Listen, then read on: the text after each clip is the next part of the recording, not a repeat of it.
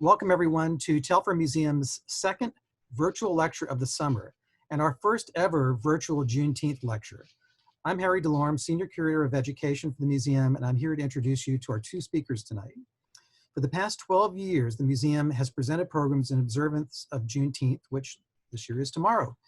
And typically we have an evening lecture and a family day with storytelling, performances, and art activities.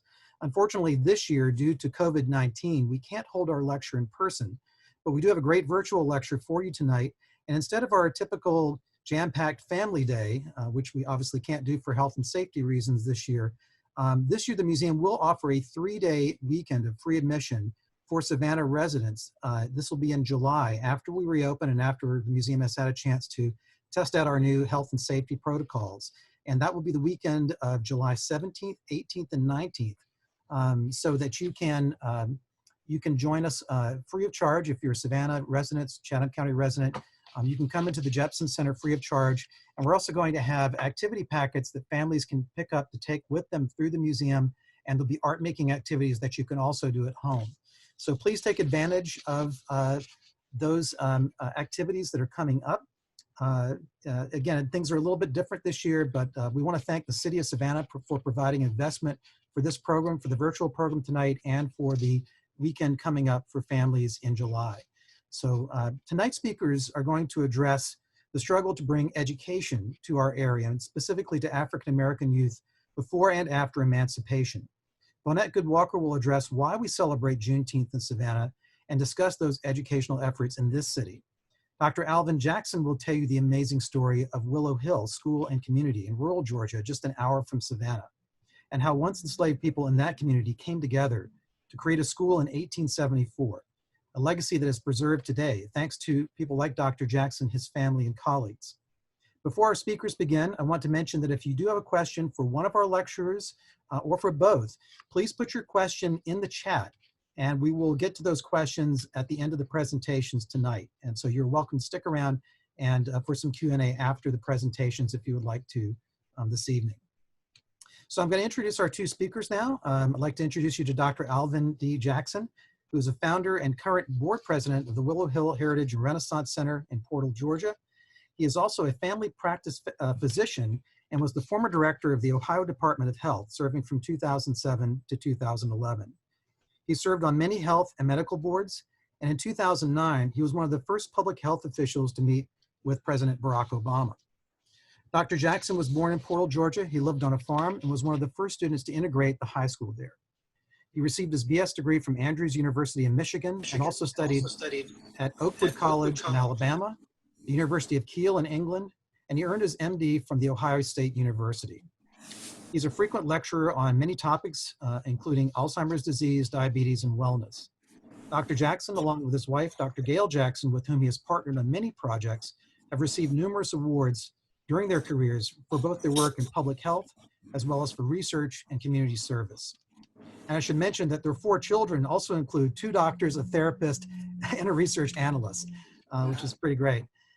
He's also been involved in international and national relief efforts for more than 1 hurricane. I have no idea how he does it all. And of course, he and his family were some of the folks who were directly responsible for saving the Willow Hill School and reshaping it into a museum and heritage center. You'll hear from Dr. Jackson in just a few minutes, but the program begins tonight with a short presentation from the founder of Juneteenth at the Jepson Center, Ms. Vaughnette Goode-Walker. Vaughnette Goode-Walker is currently the director of the Ralph Mark Gilbert Civil Rights Museum, and prior to that, in 2014, she conducted research and developed new exhibits to reinterpret the King Tisdale Cottage, a Black History House Museum in Savannah. She is the former director of cultural diversity for Telfair Museums and also worked as assistant curator of education here at our Owens Thomas House site to introduce the social history of its former inhabitants, white and black, men, women, and children, free and enslaved. Ms. Goode-Walker also established the Footprints of Savannah walking tour company in 2009 to educate visitors and local residents about the rich history and diverse history of Savannah. And she also added the Black Star Line tour as a transportation component to that tour. And perhaps most importantly to our program tonight, she has coordinated Juneteenth programs at the Jepson Center for 13 years now. Please welcome Vaughnette Goode-Walker to start our program tonight.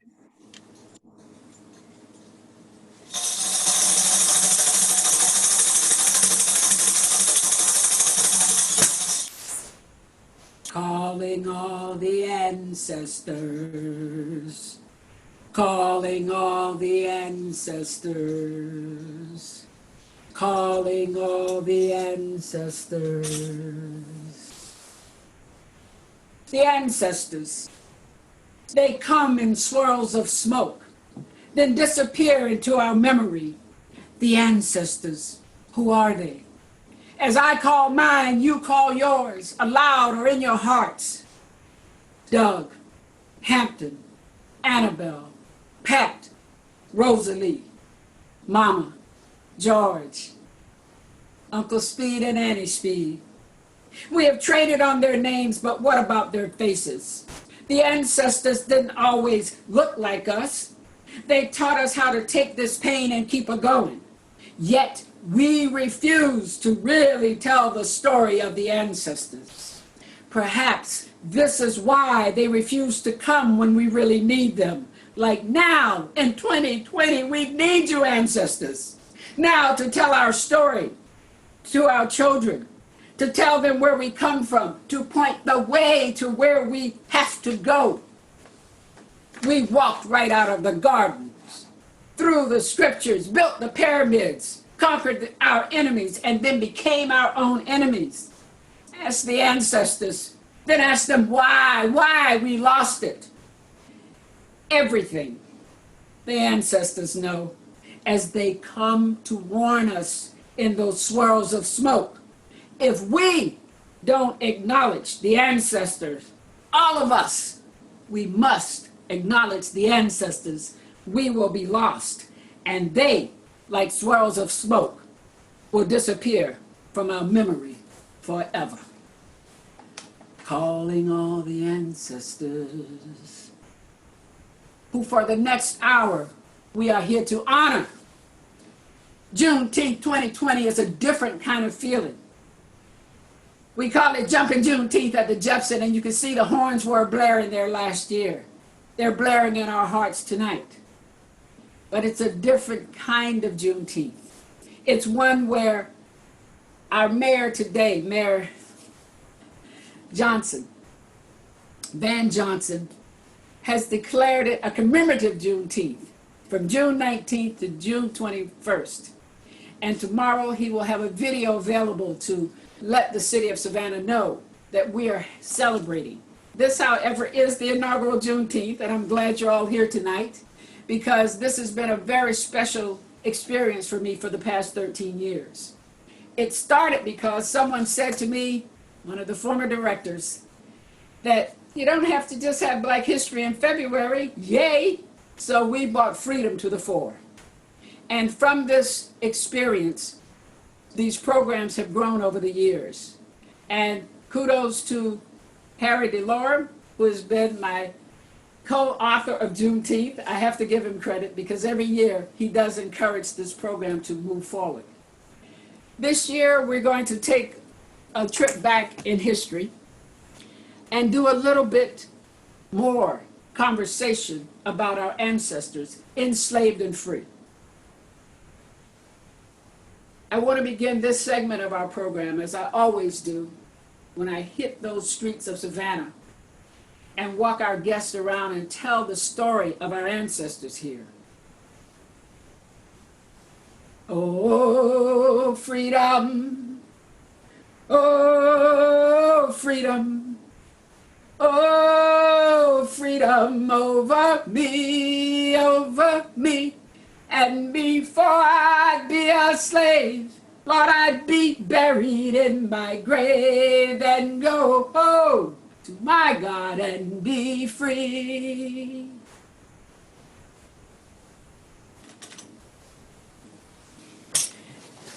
They must have sung that song over and over again when freedom came.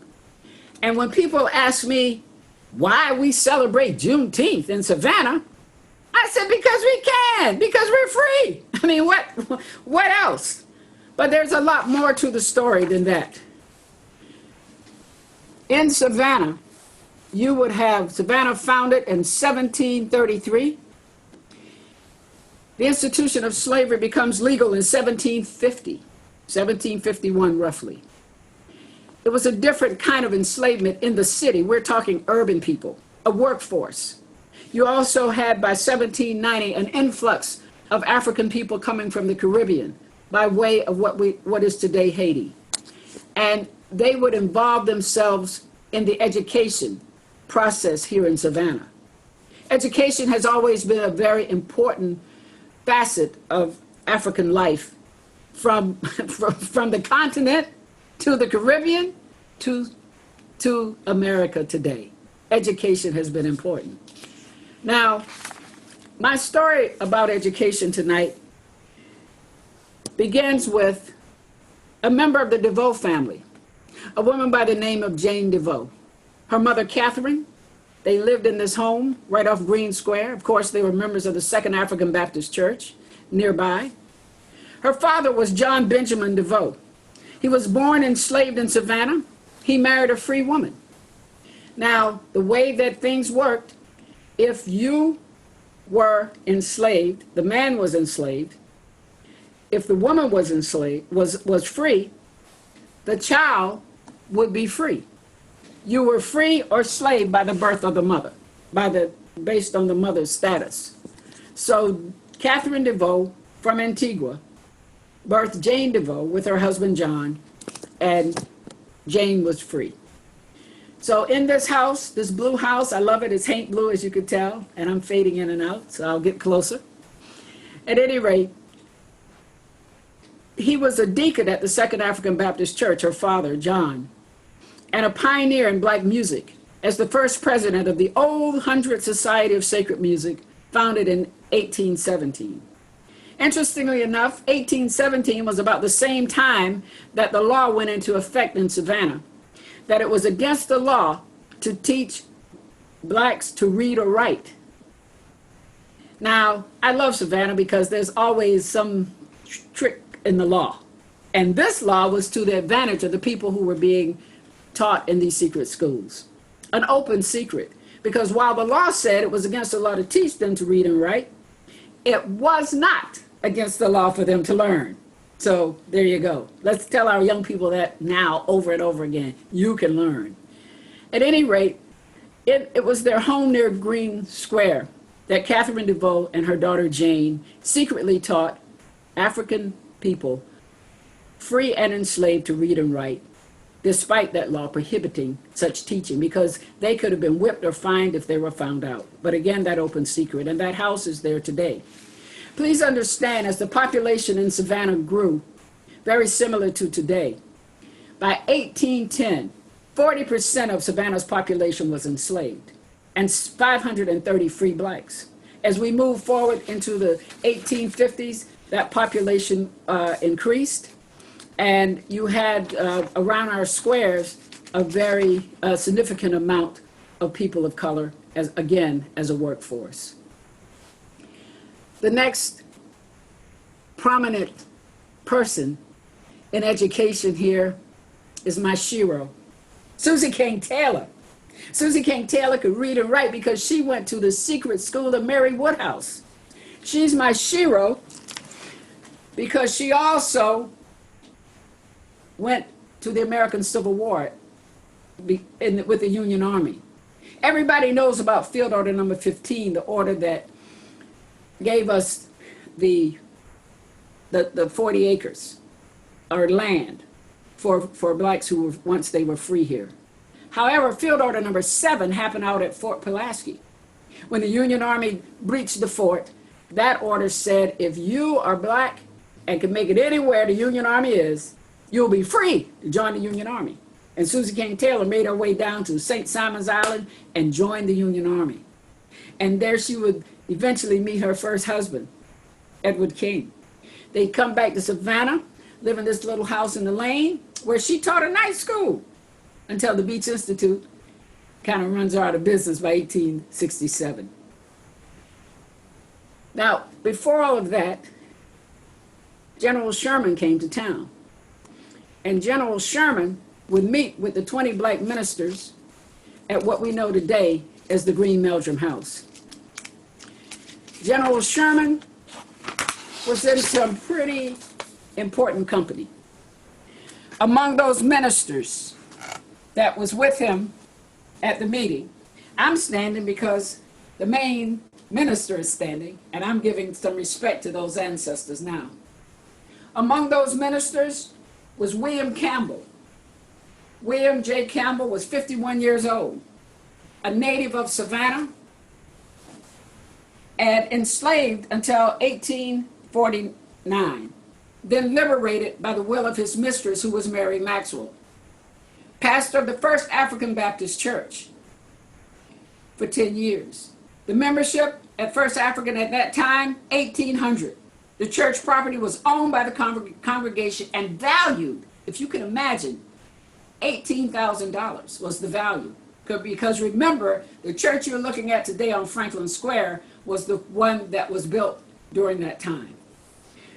Another minister on hand, John Cox, 58 years old, born in Savannah, enslaved again until 1849, and he purchased his own freedom for $1,100. In the ministry for 15 years, the congregation at Second African at this time in history was at 1,222. The church property valued at $10,000, and it was owned by the congregation. Now, I already met my Shiro, but of this story, Ulysses Houston, Reverend Ulysses Houston is among these ministers. 41 years old, born in Granville, South Carolina, enslaved until the Union Army entered Savannah. Owned by Moses Henderson of Savannah, he was a butcher by trade who paid his owner $50 a month so that he could work as a butcher and also pastor the Third African Baptist Church. The Third African Baptist Church today is First Bryan, named for Andrew Bryan, the founder of the Baptist Church in Savannah. The church property owned by the congregation, valued at $5,000. Now the man who is standing next to me on this side, I love these reverse looks, at any rate. The man next to me here standing is Garrison Frazier, 67 years old, born in Granville County, North Carolina, enslaved until 1857, when he purchased his freedom for himself and his wife for $1,000 in gold and silver. Ordained a minister in the Baptist Church, his health was failing. He was not in charge of a congregation, but he was in charge of this meeting, because this is who was the spokesman for the men around the table to General Sherman. In the ministry for 35 years. And two other ministers who are important to our story tonight. James Porter, 39 years old, born in Charleston, South Carolina. He was born free. His mother, having purchased her freedom, a lay preacher and president of the Board of Wardens and Vestry, St. Stephen's Protestant Episcopal Colored Church of Savannah. A community of 9 years, congregation of about 200. The church was owned by the congregation, and it was valued at $10,000. And the last one, and the youngest one, James Lynch, 26 years old, born free in Baltimore, Maryland. He was born in Baltimore, Maryland. He was a presiding elder of the Methodist Episcopal Church and a missionary to the Department of the South. 7 years in the ministry, a very young man when he went into the ministry, and only 2 years in the South. The question that was posed to Garrison Frazier by General Sherman: state in what manner you think you can take care of yourselves, and how can you best assist the government in maintaining your freedom.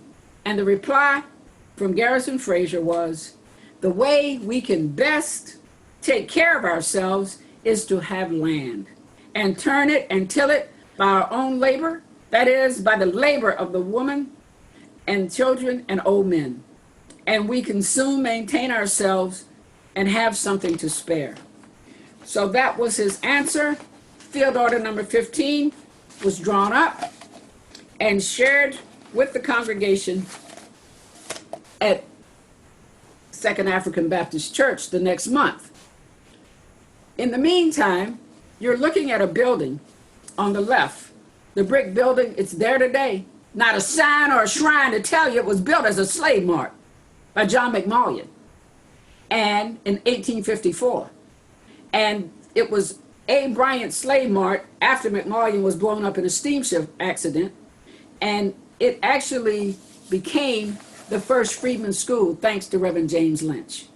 He wrote to the Freedmen's Bureau, asked permission, and they granted it. So it becomes the Freedmen's School, and this is what he writes in his letter to them. The excerpt from the letter read, "We have secured from the government the use of 3 large buildings. A. Bryant's Negro Mart," reads the sign over the door. "It is a large 3-story brick building. In this place, slaves have been bought and sold for many years. We have found many gems such as handcuffs, whips, and staples for tying, etc.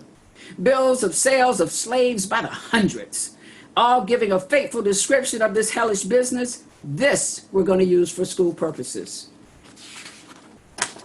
Now, if you look at this building today, we have been asking and asking that a marker be put there to let everyone know its history. So if it's anyone in this audience tonight that can help make that happen, please let us know, because you have a slave mart turned to a freedmen's school. I think that's some history our visitors need to know, and our local people too. There's Ulysses Houston, the minister whose butcher shop was on the first floor of that building.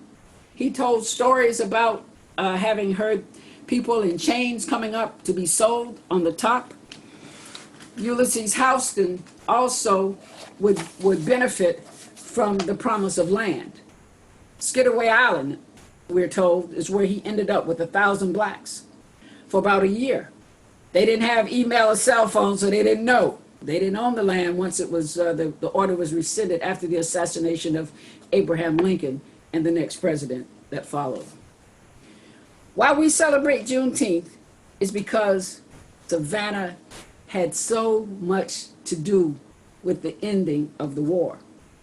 When Sherman made his march to the sea, there were a few more steps to go, and there you go. But Field Order number 15 wasn't an accident. Field Order 15 was on purpose, because as Sherman marched in and crossed Ebenezer Creek, his men pulled up the pontoon bridges, and over 1,000 people, 600 they say, drowned in Ebenezer Creek as they came in. And the Secretary of War sent a telegram and then appeared here in Savannah and said, "You're going to have to meet with these 20 ministers or meet with somebody and find out what they want and see what happened here." So when people say to me, "We didn't get our 40 acres," well, weren't in Savannah. Because here in Savannah, at the Second African Baptist Church, it was February 5th, 1865, when the newspaper ran an article, and it gives the remarks of the Freedmen's meeting in Savannah. General Saxon had become, he had a proclamation of the president, and in the order of General Sherman are the means to make you freemen, is what he says, to own the soil you live on. All these beautiful fruitful islands spoken of are yours. All you basically have to do is get there. And he says, quote, "I come here today to tell these things to the colored people. I want you to understand that you can get land. Those of you who want it, go to the islands, pick out the places that you would like to have. I advise most of you to go down to the islands and get forms and be independent. And then you can build good houses if you are only industrious. Some of you will probably have to stay here in the city, but generally the country is a better place for you to live in. It was in a great degree by your labor that this beautiful city," he's speaking of Savannah, "was built. And when you are free, you certainly can build houses, villages, and cities for yourselves." And at the end, he says to the audience, they said it was about 3,000 people there that day at Second African. He says, "But it is very important when you locate yourselves on these farms that your title be secured." He explained what constituted a head of a family. And he said, "All should be married." And there was much sensation in the audience when he says this. "Every man should take one wife, and if he dies, his wife has his 40 acres. Be located as soon as possible. Have a neat camp, a neat cabin. He also told them how to mark out those 40 acres, which I found fascinating. And that he told them, he says, take 400 paces one way and 400 paces another way, and take long strides, and you'll have your 40 acres. So here in Savannah, that's another reason we celebrate Juneteenth. And as soon as freedom came, 1867, the Beach Institute.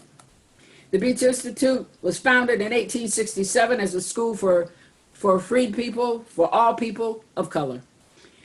The Beach Institute at 502 East Harris Street today is owned and operated by the King Tisdale Cottage Foundation.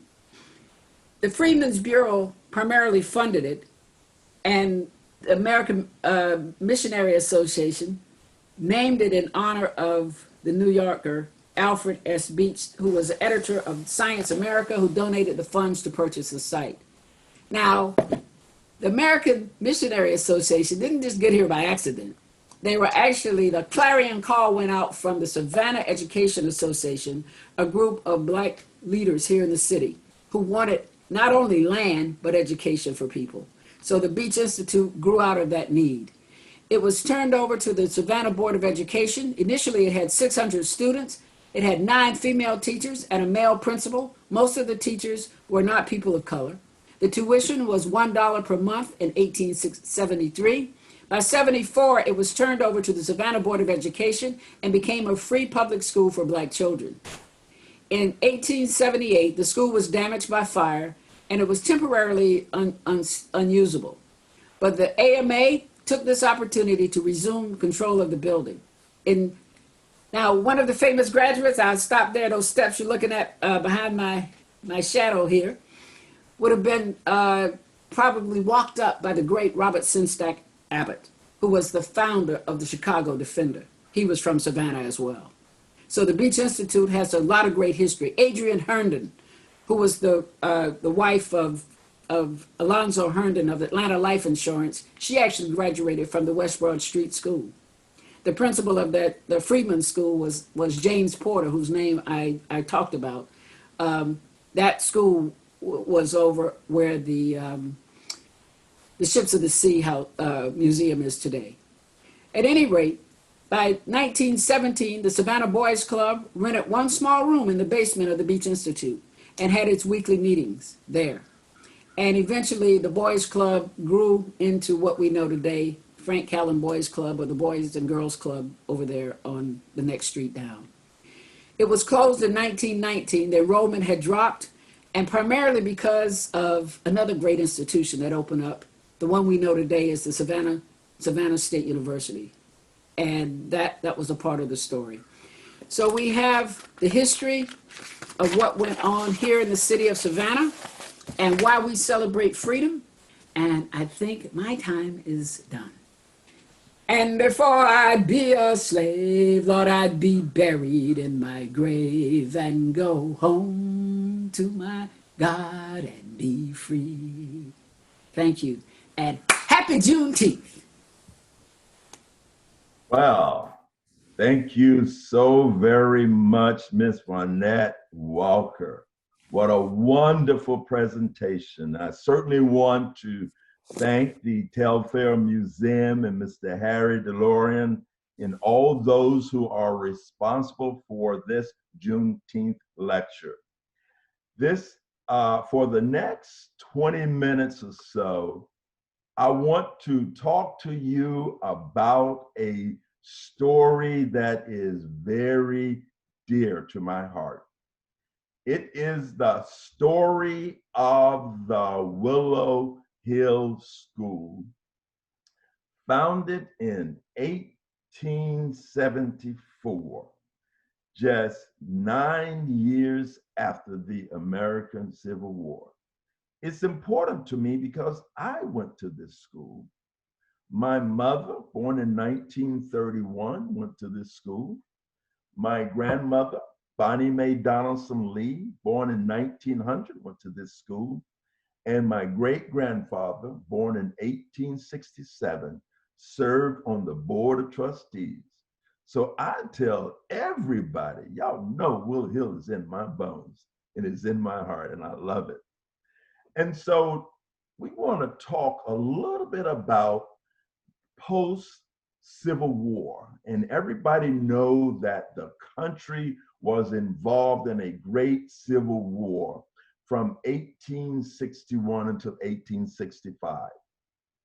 After freedom, the Freedmen Bureau created agreements between former slaves and the slave owners. So you are looking at an agreement between some of my relatives and the slave owner who owned him, who was a parish. This was important because we did not want the former slaves to be taken advantage of. Many individuals don't know about these contracts. They are the first contracts between African Americans and former slaves. And when the current African American Museum a few years ago opened in Washington, D.C., all of these documents were released. Next, the Willow Hill School was founded in a turpentine shanty. Now, during the time of the 1870s, Bullock County, where the school is located, was a pine forest, lots of pine trees. And the lumbermen of North Carolina took a liking to this and came to Bullock County and became a part of the naval industry associated with Savannah. Now, this old first Willow Hill was a turpentine shanty. And in this shanty, the privy was outside, had one door, one window, and it was founded on Dan's Riggs Place. And the first teacher was Georgia Anna Riggs, 15 years old when she started to teach at the Willow Hill School as the first teacher. Now, where she learned to read and write, it was told, folklore says, she learned to read and write from the slave children. But Ms. Vaughnette, after hearing about those secret schools, I'm wondering if she may have had some relationship there, because once a year, many of the former slaves would travel to Savannah to get their goods. So there could possibly be that connection. But she was born 2 years after the Dred Scott decision, which was a United States Supreme Court decision, which stated that slaves were property and were not citizens of the United States. She was a daughter of Isaac Riggs, and Isaac Riggs was born during slavery. Now, this is his picture, born in 1837 and died in 1897. Now, Isaac was very interesting. He is my great, great, great uncle. He was very much interested in education. In fact, the early teachers of these one-room schools, many came to the area from Atlanta or from Georgia State, which was located in Savannah. I want to talk about an incident that happened when a teacher that was living in the home of Isaac Riggs was beaten without mercy because he was teaching Black children. Now, this article is located in one of the historic Savannah papers, and it came to our attention after doing some research on him. Initially, these white citizens wrote letters to the Black teacher telling him that he should cease teaching Black children to read and write because they would not be good laborers in the field. He did not cease, and so they came at midnight. It was on the 13th of May, and this happened prior to 1897 because this is when Isaac Riggs died. This was during the time of the rise of the KKK, the rise of those who felt like African Americans should not have education. The article states that many knew who these men were, and the paper called and challenged the community that these individuals should be brought to justice. And again, this is the Aldelia Parrish Riggs, born during slavery herself, but it was on their property that the first Willow Hill was founded in 1874. Soon after the Civil War, in the late 1860s, many former slaves in Bullock County, my relatives, became landowners. And it was her husband, Daniel Riggs, the brother of Isaac, the gentleman you just saw, who was very influential in early education. This is my great-grandfather and great-grandmother, Benjamin Donaldson, who married Rosa Ann Littles. And at one time they were known as parishes, but later during slavery sale, their name became Littles. Benjamin Donaldson was on the board of trustees of the Willow Hill School and was an important figure in the Willow Hill community. He operated a store in Bullock County for African Americans, and he was one of the few African Americans where the train stopped at his store. And many Caucasians and African Americans would board the train at what they call Blandspur in the Willow Hill community. This is the earliest known photograph that we have of the Willow Hill School from 1905. In my first right-hand corner, and I don't know if you can see, that is Mrs. Lee, who was the teacher. She came from the Atlanta area. Clark Atlanta University and Georgia State University's Morehouse College were some of the institutions that provided teachers for the early Willow Hill School. This would be a photograph where my grandmother, who was born in 1900, would be a student at the Willow Hill School. Want to bring your attention to Professor H.W. Smith Sr. He is the grandfather of one of our board members, Hank Smith, Dr. Hank Smith. Well, the reason I'm mentioning him is because he had an early connection to Savannah. He was a graduate of the Georgia State University in 1901 and came to Willow Hill School and was a principal and an industrial teacher. He lived to be over 100 years old. The Willow Hill School and many of the schools in Bullock County had what we call gene supervisors. This photograph of Julia P. Bryant, who was one of the most famous of the gene supervisors. In 1907, a very wealthy Quaker in Philadelphia gave $1 million to help create curriculum in the South for African Americans. And Mrs. Bryant was one of those teachers in the early years when the program in 1909, the money was donated in 1907. The program in Bullock County started in 1909. Mrs. Bryant went by horse and buggy and visited the various schools to work with the teachers as they taught in those one-room schools.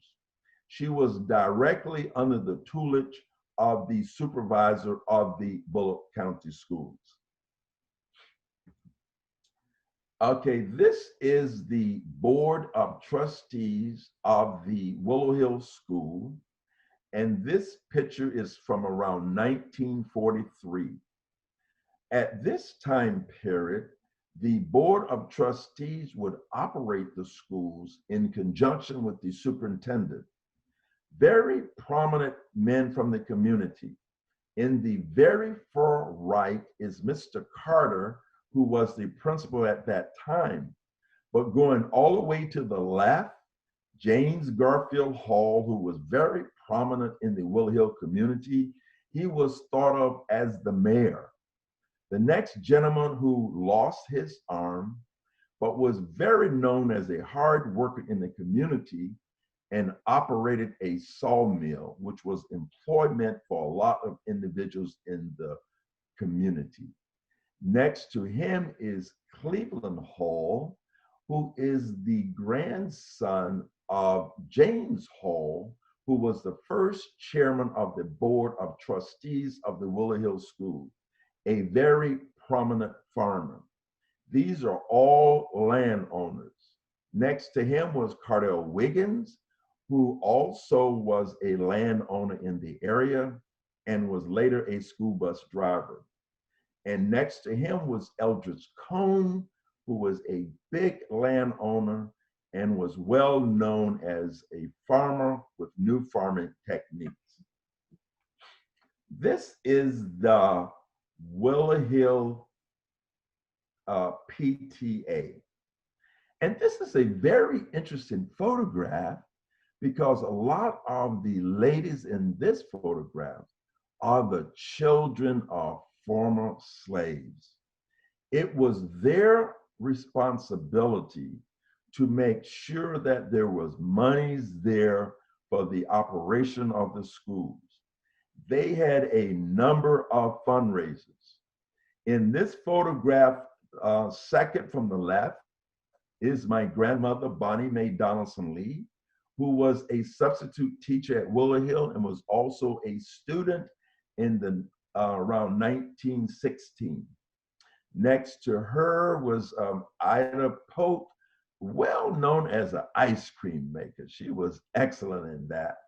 And the lady in the white dress standing in the front was the daughter of Aaron Munnan, who was born during slavery in South Carolina and had come over to Bullock County, Georgia, and started the Banks Creek Primitive Baptist Church as the first Black Primitive Baptist church in Bullock County. She married into the Parrish family. And next, other lady on the front in the white dress, her mother, Mariah Donaldson Parrish, and her father, Andrew Parrish, was one of the founders of the Willow Hill School. And as we move further to the left, you will see these ladies who are all related to the direct descendants of the school. The two ladies in the back, Miss Cone was one of the school teachers, and then Miss Rambo was the home economics teacher. And these were all descendants of the school founders. Here is a photograph of the 1936 basketball team from the Willow Hill School. Trudy Cohen was the director. She had gone to the Statesboro High and Industrial School, the only high school for African Americans in Bullock County, had learned to play basketball, and it became a very important sport in the community. At that time, they played on a clay court. There was also a boys basketball team as well. Here is a story that is a very sad story. In 1896, when the United States Supreme Court decision of Plessy versus Ferguson, which established the separate but equal doctrine, many African Americans who were voted, who had gained their right to vote during Reconstruction, lost their right to vote because of poll taxes and many other obstacles that were put in their way. Well, new events had happened, so they were meeting at the Willow Hill School to make plans to vote in the 1946 primary. The Ku Klux Klan heard about the meeting and came up with hoods, robes, a drove of cars, their lights out, and came up to the school and told the African Americans that they must not go to the polls and vote. This created a lot of chaos at the meeting. Some of the men who were terrified ran out. Others were brave and strong and they stayed there. There was a home near there owned by Troy Polk, who owned the sawmill. Several of the men went there to get their guns. But the intimidation did not, however, keep the African Americans from going to the poll. The following day, on March 5th, 1946, would be the first times that African Americans voted in Bullock County since the 1890s. So this photograph was taken by one of the principals, and it has preserved to tell the legacy of the challenges of African Americans. Now, this cross reminded many African Americans about the story of Reed and Cato, two African Americans who were burned in 1904, around the time of the founding of the NAACP and the Niagara movement. So this created terror, and my grandmother told me the story of the Reed and Cato when she was a little girl, and the night riders would ride and you could hear the hoofs of the horses.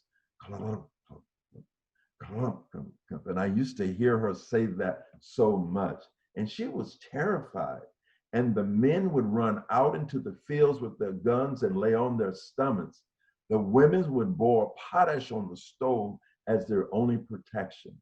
So this was a terroristic activity that kept many of the African Americans in terror. Here is a photograph of the Willow Hill School from 1946. This is the Rosenwald building, and this building was partially donated by Julius Rosenwald, who was from the Sears and Roebuck Company, who donated to over 5,000 schools in the South to help in the assistance of building schools for African Americans. I may want to point out, and I do want to point out, that the African Americans of the community raised the majority of the monies. And this is another class photograph, Miss Willow Hill, and I'm going to move on because I got several. This is a photograph where many of these ladies on the front were in their 80s, and many of them are deceased. Ruth Hall, noted to the right, a teacher at that time, a descendant of one of the founders of the Willow Hill School, went to Dorchester Academy to be trained and then returned to teach at Willow Hill School. This is the class of 1946 of the Willow Hill Junior High School. At that time, Willow Hill went to the 10th grade, and Statesboro High and Industrial School went to the 11th grade, and that was the highest education achievement at that time for African Americans in Bullock County. In the center is Miss Janie Sheffield Carver.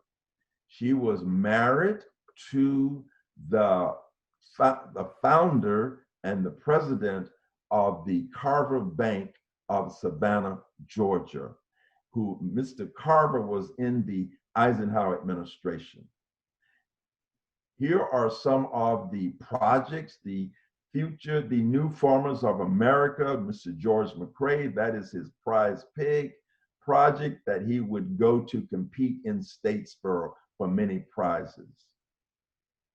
Now, this is a very important picture taken in the mid-40s. This is the Statesboro High and Industrial School. Now, across the front, seated, you will see many of the prominent African Americans. Dr. Harvey Van Buren, who was the first African American physician in Statesboro, was a graduate of Howard University. He is Then he's this picture here, and then you see next to him, Julia B. Bryant, who was a Gene supervisor, and many of the other gentlemen seated are principals in the schools in Bullock County. In the background, you see the farmers. These are all farmers of Bullock County, many from the Willow Hill community who came to a farm clinic at the Statesboro High and Industrial School, was organized by Professor William James, a graduate of Morehouse College, who helped to find the Statesboro High and Industrial School in 1907. Now, John Lawton was a very interesting character, a graduate of Savannah State College in 1938, came to be principal at the Willow Hill School. He knew that integration would be coming soon.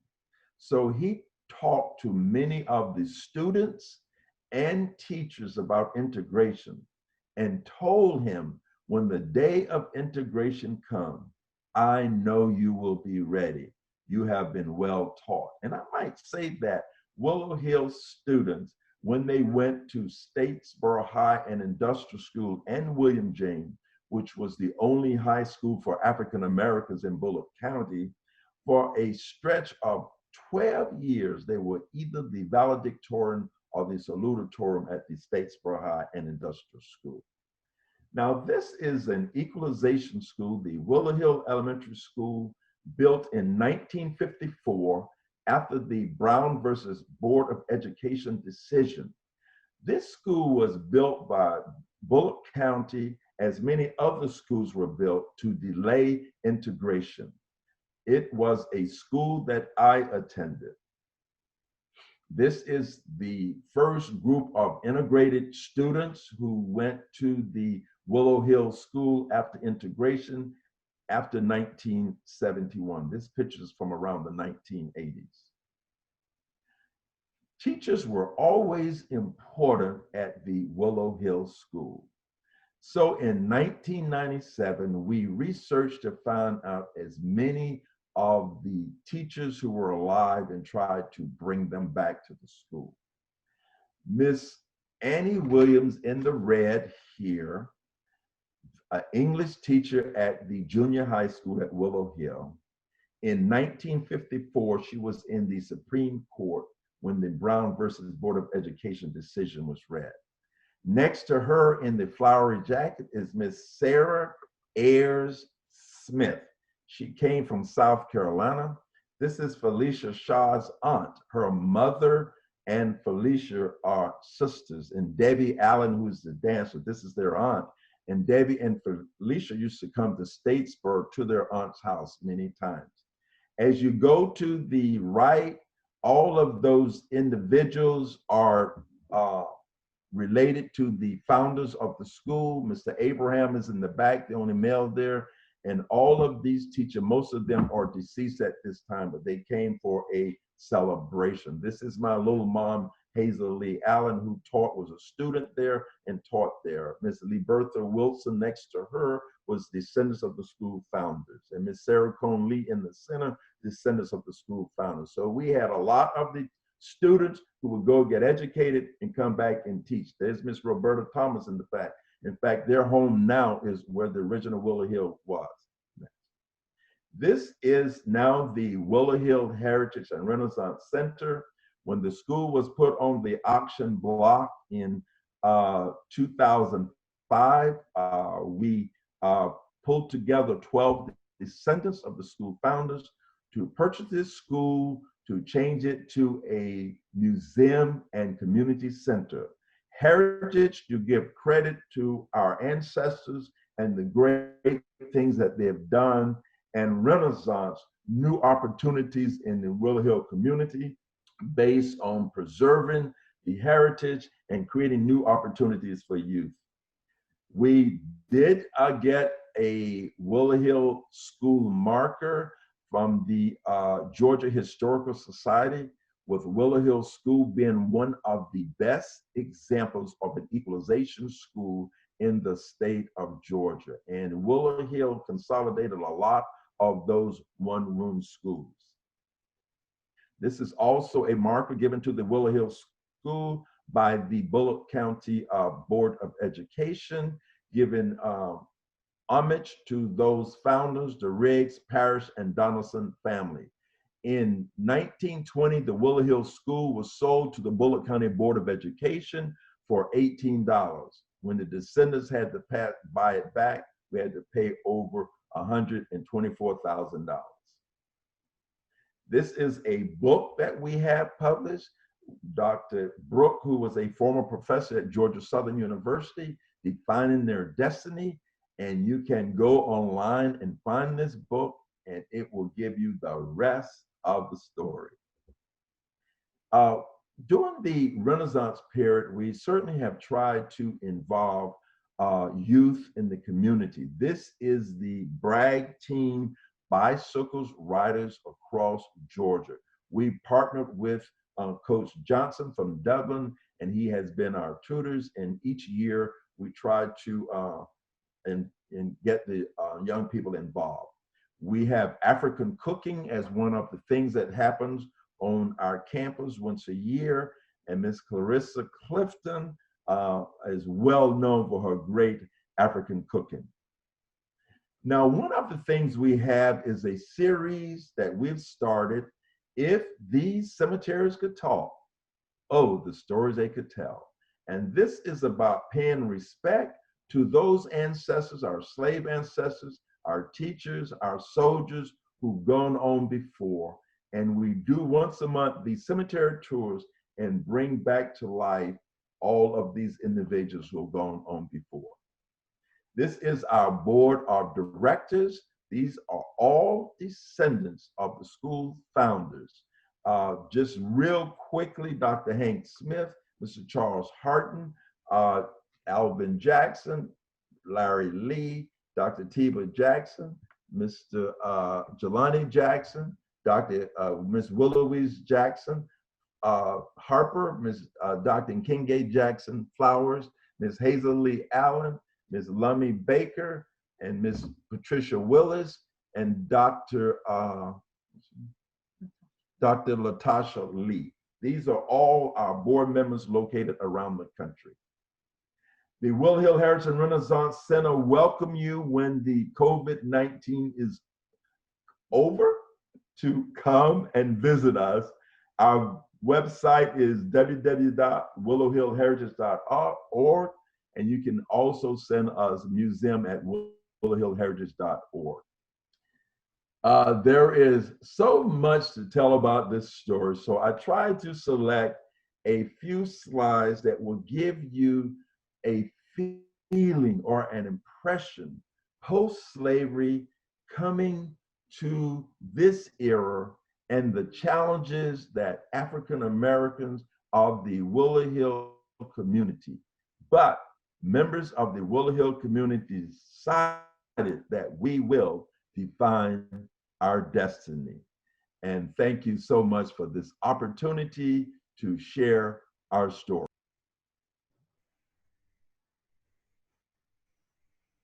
Thank you so much, Dr. Jackson, and thank you so much, Vaughnette Goode-Walker.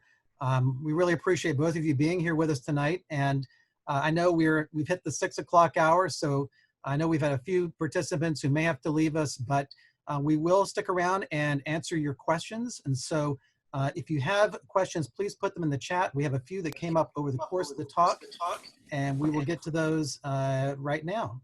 So let's go ahead and start. There was one that came up early on during your presentation, Vaughnette, and although I think this is for everyone, saying that Juneteenth is an important holiday and one that I associate with freedom and celebration. However, recent tragedies have cast a shadow over the holiday.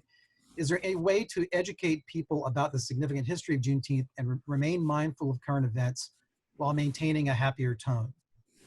Well, I read that question and I took a few notes. And at the same time, I was taking note of what Dr. Jackson was talking about the lynch mobs in Statesboro. So those are the reminders of Juneteenth of, after freedom came, it becomes this whole experience during Reconstruction. Just knowing that history, those connections, In the state of Georgia, Ida B. Wells came here. I had someone come here to see how many lynchings were happening here. 597 between 1880 and 1946, roughly. At the Ralph Martin Gilbert Civil Rights Museum, we tell that story of what happens. In 1999, a Klansman's robe was donated to the museum. It's on view at the museum because we want to remind people of that history. So even though Juneteenth is a celebration of freedom for all, in those freedoms, we know we have to remain, we have rights. Know your rights. The Bill of Rights, it was written for everyone. As they say in the Caribbean, it was for all of we. So it's a good thing. I think that is important for us to celebrate our heritage. I think that we all need to get active in securing our freedom and keeping our freedoms. When you look back at the history of our ancestors and what they went through with former slaves with minimal education, they fought against the system to provide education for their children. Many of them could not read and write, but they looked down and saw the day when their children may benefit. Now, one of the things, we have the Georgia African American Heritage Preservation Network, which is a statewide entity which is about the preservation and telling the story of African American history. I want to invoke all of you to get involved and to help preserve our history. Dr. Golden and Ms. Melissa Jess and others are working very hard so that we can maintain and save our stories. And part of the story is about the education. Many of our young people are losing sight of the history. And so by learning the history and keep it in your memory, learning to vote and becoming a part of the political process so that your vote count, so that we can help put individuals in that help to represent our interests. And by all means, get the education, read. Great, and we've got a couple more questions. I'm sorry, Vaughnette. Go ahead. Yes, I was going to answer the what is June 19th. It was the day that the African people in Galveston, Texas found out they were free. It was June 19, 1865, and it's one of America's oldest holidays, and it's observed each year to mark the official end of slavery in the United States. Because Texas was further away, it took some time for them to get there. The Union troops at that point was led by General Gordon Granger, and when he arrived in Galveston to break the news to the last remaining Confederate sympathizers that they'd lost the Civil War and all people who had been enslaved had to be free. So jumping Juneteenth, everybody was free. And we had another one for Dr. Jackson related to Willow Hill, and specifically what year you attended Willow Hill, what years you attended Willow Hill, and what were your favorite subjects there? Well, I started Willow Hill in 1956, and I graduated as salutatorian of the class in 1963. And I was a lover of history. I liked all of my subjects. I was raised by my grandparents after the tragic death of my mom. And so older people like going to bed really early and they want the lights out. So I learned the whole flashlight thing where you have the flashlight and hide and read and read. So I love history, I love reading, and love math. I loved all of my subjects. In fact, I was in the spelling bee from Willow Hill, and we also had a lot of oration and core reading.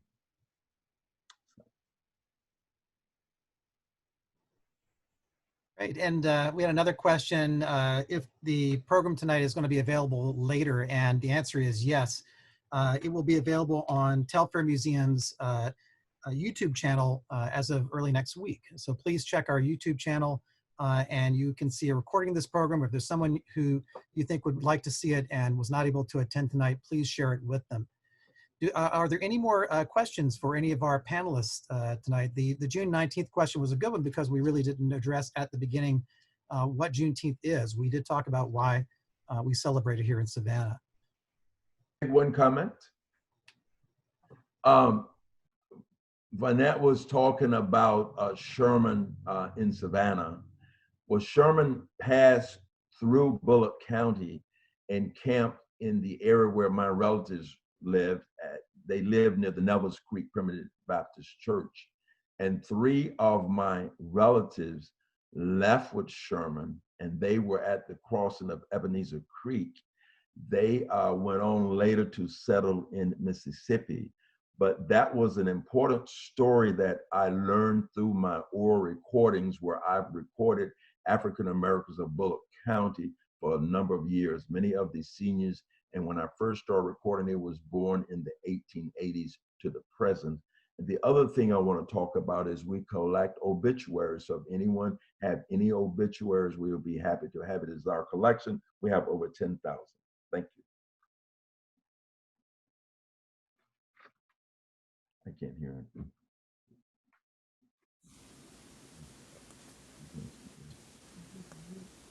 Sorry, I'm still muted here. We had another question that just came in. How many slaves were able to get the 40 acres, and were they able to keep them? I saw the question as it came in, and I would like to address that. There's a book that was published a few years back called Once Upon an Island, and the islands were the abandoned Confederate lands to the 3 miles out from Savannah. Ossabaw was one of them. Tunis Campbell, the rebel that he was there, and there was a lot going on. Several people, we have a list of names of the freed blacks who were given acreage on Ossabaw, for example.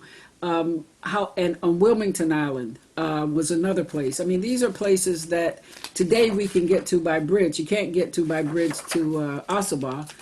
Now, as far as Whitmarsh Island, that was another one. The land was taken, Turner's Rock, near as you go down to Tybee. You pass that area, Dutch Island and Liberty Island. Again, the Gullah Geechee culture is what we really do celebrate here. Those people who were still on those plantation lands. And again, Skidaway Island. Now, what happened, people were on this land. Some of them were able to maintain it for a time. But then we had a great hurricane that kind of washed out a lot of the residents, for example, on Skidaway. Now, remember I said earlier, these orders were rescinded. Some of the people who got land actually never even went to see it. They just, kept living in the city or moved on, as I just heard Dr. Jackson say about his family. So you have to... the difficulty. There's an article that talks about trouble on Skidaway Island, Negroes firing from a fishing boat in the Savannah Morning News in December of 1868. So they were kind of still there and putting up a fight. But the Georgia Historical Society is a great resource to kind of help shore up this story, because people again always say, I never got my 40 acres. However, it depended on what was going on. And then free blacks were able to buy land. I talked about the man in the silver and gold. Of course, after the war, they were selling land. Look at Penn Point, the home of Justice Clarence Thomas here near Savannah. Look at White Bluff. The land is there. And you look at Sapelo Island today, and the ownership, those families are there. The late Cornelia Bailey, who did great work preserving the land of her ancestors. So I think, land ownership became important because of that field order, even though they may not have kept or were able to obtain the land that they were given.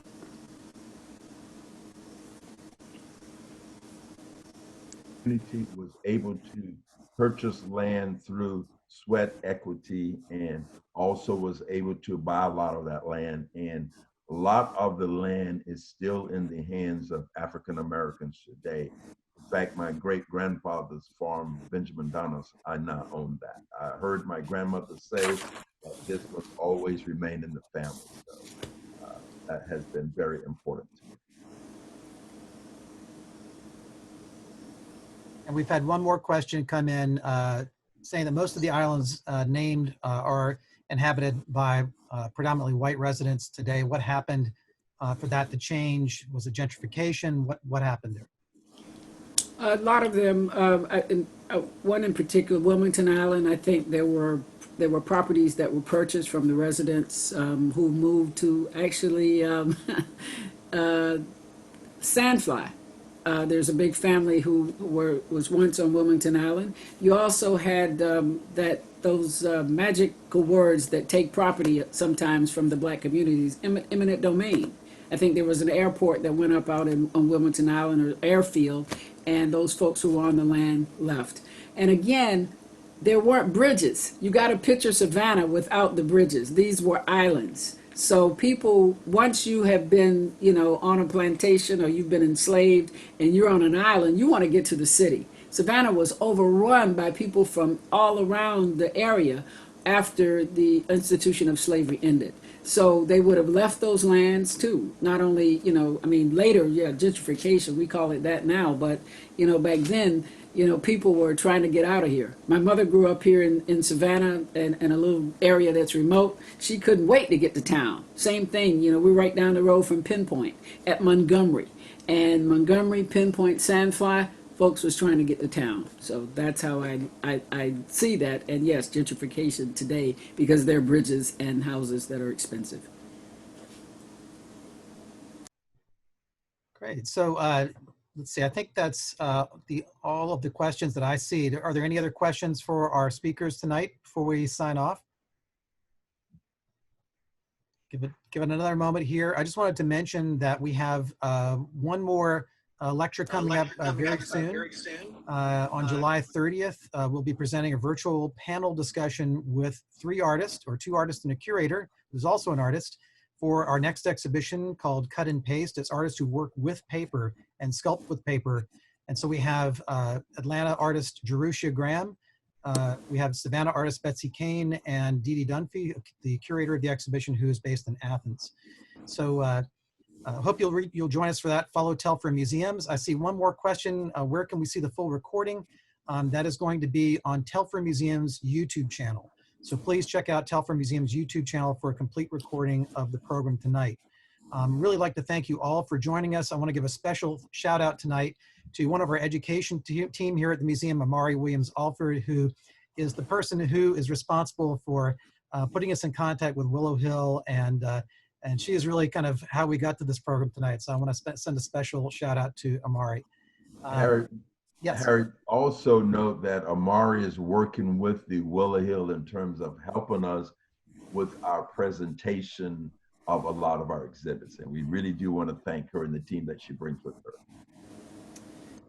Yeah, they're terrific exhibits, and we hope that when we have, when we're able to get past this situation with COVID-19, that everyone can go out to Willow Hill and check it out and take a look at the exhibits out there. This amazing history, amazing collections, amazing story of a community there. Please check out other things going on in Savannah, in our area for Juneteenth, the mayor's statement tomorrow, and other observances happening both here and elsewhere around the country. I'd like to thank our speakers tonight, and we've got some thanks coming in now from our attendees for our two speakers. Thank you all so much for joining us here tonight. Please join us again for other virtual talks down the road.